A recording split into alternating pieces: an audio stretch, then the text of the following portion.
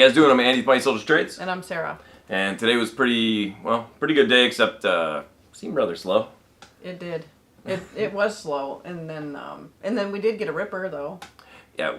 AIKI. AIKI. Right? Yeah, AIKI. It was pretty nice. I grabbed it at 85 cents. Long run, I could have rode that out, but I closed it out with what, 11.76%. Yeah, 11.76%. So nothing, definitely not bad on AIKI for that one. And they had news. They execute exclusive worldwide license to broad spectrum antiviral drug platform, includes coronavirus.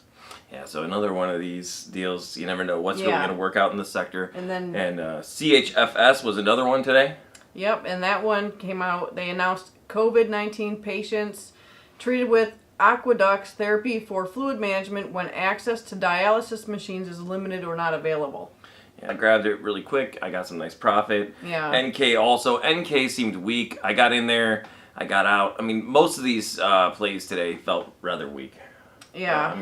Honestly, AIKI was the only one that did not feel weak. That was crazy. And it kept halting over and over. And then later on it came out and had a offering too. So. Yeah, and that's another thing. Don't ever get comfortable in these penny stocks. I'm not telling you guys what to do. You do your own due diligence on this, but basically these penny stocks are I'm up, they see me, I'm down. Yeah. Every single day after day, I'm up, they see me, I'm down. If they haven't put on an offering, definitely keep an eye out. That's why we have Benzinga Pro all the time. She has every stock that we're trading up in Benzinga, letting us know, is an offering coming through, what new news is coming through. We've been in plays that have new news that's positive on other positive news and the thing flies, or we've had other ones where it's popped up like this and it gets an offering and, it starts to trade down. And if you don't know what's going on, well, you're like, well, what's going on? Maybe I should hold it. Maybe it's going to be a bounce. But then if there's an offering, or for example, Andrew Left came out on it, which, can really destroy a stock. Yeah, I know. Well, Andrew Left, we traded GSX option because... Yeah, GSX options, he came out and what did he said GSX is more 2011 Chinese RTO fraud than Luckin. They're too good to be true. Story is just that, and the Chinese media and government agrees. We believe up to 70% revenues are fabricated. Stocks should get halted and investigated. Citron Research. So honestly, it didn't really get destroyed that much on this news, though. I grabbed some puts in there. I wanted to grab some more, but when it popped up, I was hoping to grab on the dead cat bounce or whatever you want to call it. There, yeah. I wanted to grab more puts as it pulled up. The puts did not move in price; they just stayed, and then it sort of consolidated and just stayed the same. So I wouldn't have been safe grabbing any more options outside of that first volatility, move. Yeah, that seems to happen a lot. What you just said. Yeah, options. That's it. That's why with options, when I'm in profit, I try to tap myself on the shoulder and say, take that profit because if this thing starts to consolidate, get flat at all, you're done. You're dead in your options. Now you're gonna lose for pretty hefty percentage. It's just not worth it. Right. We've been there in IntelliTap for we've definitely been there. And Boeing, same thing. Grabbed some puts in that, and thing just seemed like it was dying. I could have held out because it did go down a little more. My options went up a lot more. Basically, all my options trades today, I could have grabbed a lot more, but like I said, it's just not worth it because when these things turn around, consolidate anything, you could be at the same location on the chart that you were earlier and you're not making any money and you're like, what's going on with my options? And, just the Greeks come into play and all that. Yeah, Boeing's popping after hours. Yeah, over 9% in one of them and 6.98% in the other for GSX. Yeah. And Boeing, I don't know. Boeing was 14%. Boeing was 14% on those options too. And so, like she said, I grabbed some, intraday plays, CHFS, NK, AIKI, and TBLT is having a reverse split, guys. Yeah, tomorrow. I've been talking about it. I've been saying, what's the worst that can happen? Reverse split, trade back down, reverse split, trade back down. Well, here we go, TBLT. Yep, it'll be interesting. I kind of can't wait to see what it does tomorrow. Just when TBLT gets flat, just when all the tricks no longer up the sleeve here with TBLT. Here, what do we have? We have a reverse split happening. And I knew it. Everybody knew it. Anybody who's reading about it, but it pretty much knew that this was going to happen. TBLT's been talking about it for a while, but it's just wow. This is one. Kind of knew it was coming. You just didn't know when it was coming. You guys got to understand. Every single guru and every single I mean, just every stock twits, the whole place was lit up with TBLT. Everybody loved TBLT. After that first 550 pop, anytime somebody heard TBLT, they're like, TBLT, watch this one. This is going to be great. And it's nuts, because TBLT seems like a really good company. They sell tool stuff and they sell. knee pads and I tool mean, they're now belts at Lowe's with, they got $22 million, I think, deal with Lowe's, Yeah. and then every month they're going to Menards. re-up or whatever. Their supply whatever. I don't know. Their news that they had last week. So. Yeah, today I've been not very good with words. But Well, I mean, either way, Menards. and then not Menards. earnings have not been like terrible. As far as comparing to other penny stocks, TBLT could do better. So whoever's behind the scenes in TBLT, they have no problem taking your lunch money. I mean, When you said they're like taking your lunch money, I pictured them holding you up by your leg, shaking you so all your money falls out your oh, that's pockets. TBLT exactly. I mean, yeah.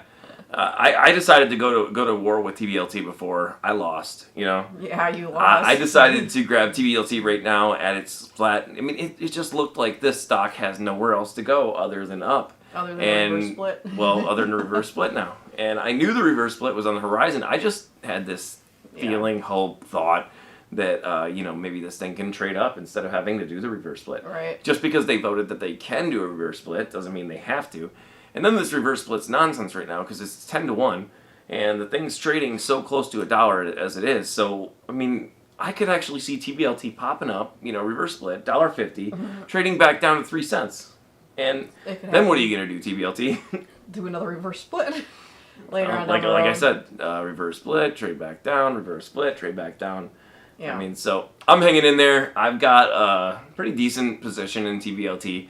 I don't really mind. It's not big enough for it to really hurt me. Right. If the whole position was wiped out, I would be able to make it back within a week. So it's not like it's not really that bad for me. But Right. and plus I just want to play around. We traded some bankrupt stocks before, and one of them was delisted, so we totally lost the whole entire deal there. We've traded some garbage, guys. We've traded some real garbage, and it's just. Yeah, you never know what happens with garbage. I'm the guy that when I play a video game, I like to purposely die on the video game or, cause myself whatever harm the video game can do. So I learn from that. I learn from failure pretty much. Right, and I think it's a good way to learn, I guess. It is. Crazy, but good. It is crazy, but hey. Don't recommend anybody else following me. That's why, when I see people on the stream, anybody, that say they want to follow me or should I trade this, should I trade this, I can't give you guys advice and I don't want to because quite honestly, what if I give you the wrong advice? I don't want to, I just, that's not for me. I'm just here to let you guys know what I think, what my opinions are, what I do. I'll let you know whatever I know, but I'm not really here to try to tell people what to buy or when to buy or anything like that. But I do, order filled. You guys get to hear when I get filled, when I'm in, when I'm out. And obviously, if I don't say, I just took profit in TBLT, then you guys know that that's a buy, Right. I don't take profit without telling you guys. So you guys can hear my buy orders. You guys can count them. There's so many things that you can do to figure out really what I'm doing around here. And, I'm just not trying to tell anybody what to do and follow me because like I've said before, it's like me riding a dirt bike or something to the edge of a cliff, and just at the edge, I slide and I ride away just fine, Right. Oh. Yeah. I know what you mean because I've seen people like, where are you getting in at? And they're like, well, I got in at, I don't know, $2 or something. And then they're like, they could get in and then you're out way before whatever happens. That's another thing, I'm not trying to get anybody to help me out, follow me in a way that they boost up my play or anything. And to be honest with you, my only temptation, honestly, is to not tell people about certain plays. So, like, if I'm in a situation and I'm fighting and I'm struggling with that particular stock, I don't really want to say, okay, MBRX is starting to move up slightly here, because then you buy that, MBRX kicks down on you, and, well, they're kicking down on me, too. I'm tempted to do that, but then I always tell Sarah, I say, I'm just going to tell these guys, the stock's popping, it's the right thing to do. So I'm really not trying to help myself by telling anybody my plays. Yeah. And I don't really want to hurt myself by doing it, but it's just the right thing to do. That if something's moving, let people know that it's moving. So that's what I'm here to do. Right. Sucks for me at times. I do get hurt from doing it in a little bit, but not really. It doesn't hurt me at all because I have my max risk. I have my control. I have my trade plan. I know what I'm doing before I get into these things. I'm not just trying to, It's fine. It's fine for me, no matter Yeah. what. And hopefully you guys get something out of this, and I really appreciate you guys in the stream. Yeah, I do too. So, anyways, have a good day. That's it for today. And we had a pretty decent day. We had 4.5% on the margins account, Okay. and we had like 0.46% thereabouts Something in like the main account. So, not the best day as far as trades. Our profit target is 1%. We did not meet 1%, but I tell you guys all the time, I don't really care if I don't meet my percentage target. I don't care if I don't meet the profit target for the day. I don't expect to get, it's just a target, Yeah, it's a target. It's just a goal. See you guys later. Yep, check us out. Don't forget to like and subscribe. Hi, I'm Sarah with Mighty Soldiers Trades. We really appreciate your support. If you like that video, please like and subscribe. Thanks.